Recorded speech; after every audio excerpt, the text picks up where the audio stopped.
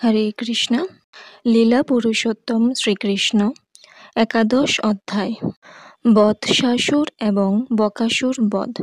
বজ্রপাতের মতো প্রচণ্ড শব্দ করে অর্জুন বৃক্ষ দুটি যখন ভূপতিত হল, তখন নন্দ মহারাজ সহ গোকুলের সমস্ত অধিবাসীরা তৎক্ষণাৎ সেখানে এসে উপস্থিত হলেন।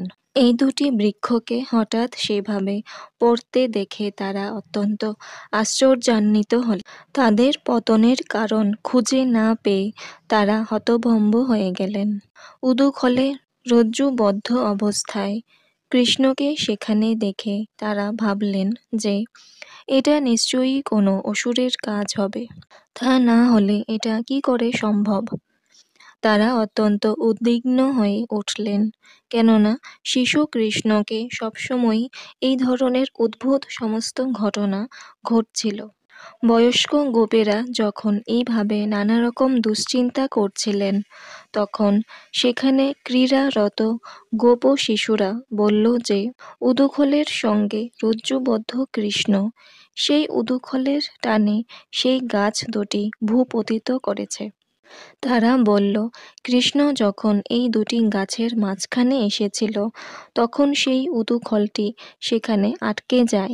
কৃষ্ণ তখন সেই দড়িটা টানতে থাকে এবং তার ফলে সেই গাছ দুটি সমূলে উৎপাটিত হয়। গাছ দুটি যখন পড়ে তখন দুজন জ্যোতির্ময় পুরুষ সেই গাছ দুটি থেকে বেরিয়ে আসে এবং তারা কৃষ্ণের সঙ্গে কথা বলে। অধিকাংশ গোপেরাই শিশুদের সেই কথায় বিশ্বাস করলেন না। তারা বিশ্বাসই করতে পারলেন না যে সেই রকম কিছু একটা ঘটা সম্ভব। কেউ কেউ কিন্তু তাতে বিশ্বাস করলেন এবং নন্দ মহারাজকে বললেন, তোমার এই শিশুটি অন্য শিশুদের মতো নয়।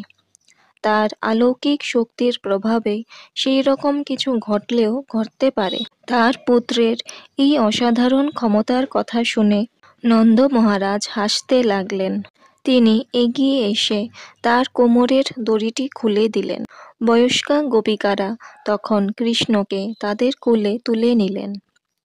তারা তাকে নিয়ে বাড়ির ভিতরে গেলেন এবং হাততালি দিয়ে তার অদ্ভুত সমস্ত কার্যকলাপ কীর্তন করতে লাগলেন।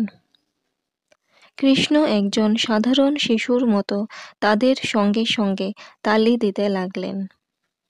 পরমেশ্বর ভগবান শ্রীকৃষ্ণ কাঠের পুতুলের মতো সম্পূর্ণভাবে গোপীদের বশীভূত হয়ে নাচতে লাগলেন এবং